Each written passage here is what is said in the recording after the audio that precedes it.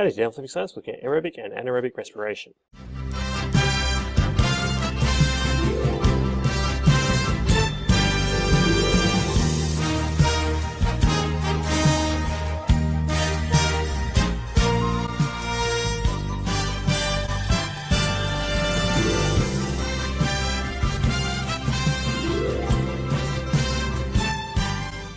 So science understanding we're going to look at respiration and fermentation are important energy processes for cells. We're going to write word equations for respiration and fermentation, both in plant and animal cells. So the main source of energy that you use in your cells comes from glucose. Here's a picture of glucose down here. There's 6 carbons, 12 hydrogens, and 6 oxygens. And they're arranged in these rings. These rings can be joined together to make disaccharides, which is where you've got 2 rings, or polysaccharides, where you have 3 or more rings together. What's important about glucose is it's got lots of chemical bonds that can be broken relatively easily, and energy can come out of those bonds once they're broken, and we can use that energy to do things. So here's the equation that you need to know. So it's glucose plus oxygen goes to carbon dioxide plus water plus energy. So you break down the glucose in the presence of oxygen. This is why you breathe. The glucose breaks down into carbon dioxide, and water is also released. Together with that, we get some energy. We trap that energy in a molecule called ATP, which we'll talk about in a second. This is what the carbon dioxide that you breathe out when you breathe out. This water, you breathe out a lot of water through your lungs as well. You get rid of the wastewater, but then some of it's used in your body, and you get rid of it by urinating.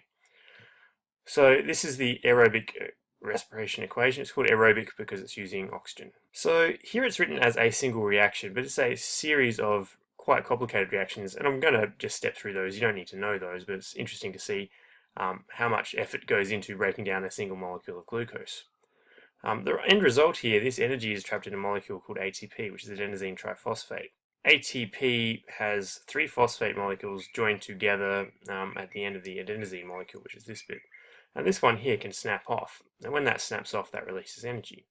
So when we're storing energy in ATP, we connect this phosphate group to this one here, and that's how we store the energy. And then it's just the breakdowns of these ATPs that generates the energy that's used for pretty much all of your cell processes. So it's a very important molecule. So where does this stuff happen? The major generation of ATP happens in the mitochondria. So you have many mitochondria in your cells, and your cells that require more energy have more mitochondria than the ones that don't. So muscle cells, for example, have an awful lot of mitochondria in them. Glucose doesn't go into the mitochondria and is broken down. There's several processes before that, before what's left of the glucose gets broken down to produce most of the ATP. So first glucose is broken down into pyruvic acid in the cytoplasm, and then the pyruvic acid is broken down in the mitochondria. Now I'm going to show you some bits of metabolism that are quite complicated. It's just a bit of interest for you. I'm not going to test you on it. So the first step of breaking down glucose is called glycolysis. So we start with glucose, and we break it down using one or a couple of different processes to pyruvic acid. So here's pyruvic acid down here.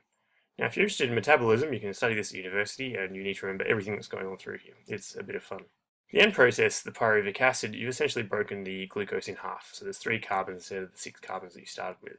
After the glucose is broken into half into pyruvic acid, it goes into this process called the citric acid cycle, which is where the pyruvic acid comes in and it gets manipulated into lots of different molecules. Carbons come in, carbons come out, energy comes in, energy comes out, and lots of reactions happen, and some ATP gets generated here. It's a very complicated cycle, and again, if you do metabolism in uni, you need to remember everything that's going on here.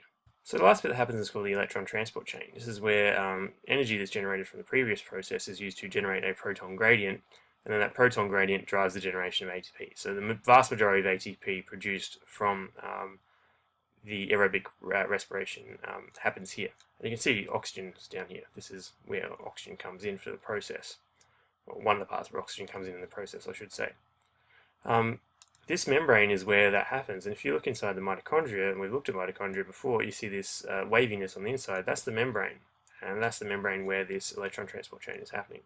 So this is very, very important, and it's very complicated. So again, we're not going to test you on it, but it's just interesting to know that this is what the mitochondria does. If we didn't have the mitochondria, we wouldn't generate the majority of that ATP, and it would be very, very tricky to do much. Now we're going to talk about anaerobic respiration. There's 2 types of anaerobic respiration. One produces alcohol, which we're going to talk about first, and the other one produces lactic acid. So anaerobic respiration occurs when you don't have enough oxygen to break down the sugar molecules completely. So you can partially break down the glucose, but you don't break it down all the way. So that means you get much less energy being produced, because to get all the energy out of the glucose, you need to make it into really small molecules, carbon dioxide and water. This way you make slightly larger molecules. Both of these processes are called fermentation, and there's two types. There's lactic acid fermentation and ethanol fermentation. So alcohol fermentation or ethanol fermentation happens in plants, yeast and bacteria. The glucose is broken down partially to produce ethanol and carbon dioxide. So here's ethanol, here C2H5OH.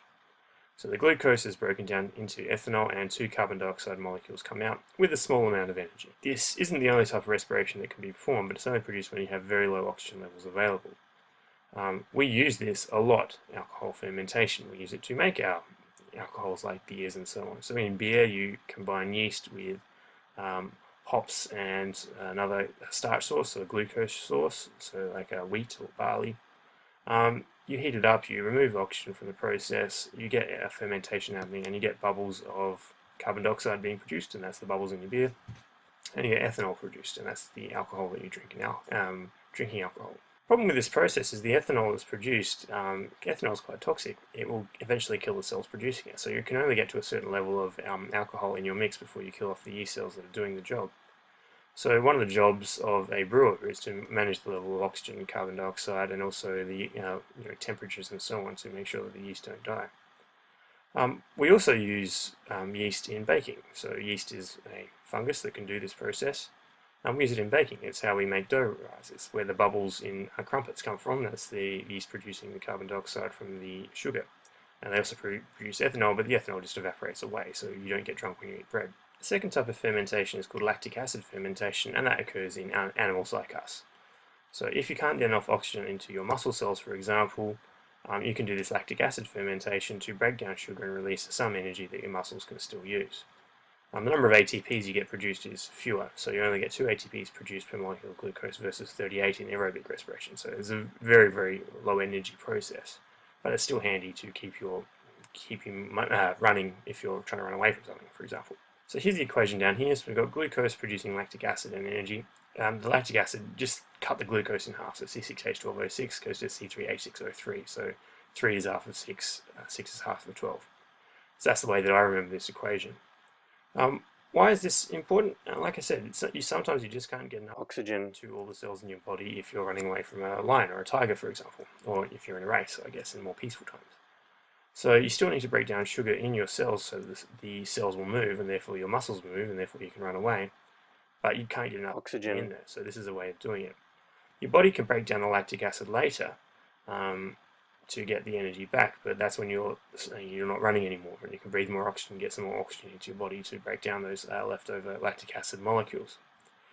The lactic acid produced is quite poisonous, and this is why, if you do a lot of exercise, your muscles can hurt sometimes. It's the lactic acid damaging the cells, so then your cells have to reproduce. So that's it. So lactic acid fermentation happens in animals. It can happen in some bacteria as well. That's how we get yogurt, but mainly we're going to focus on it happening in us.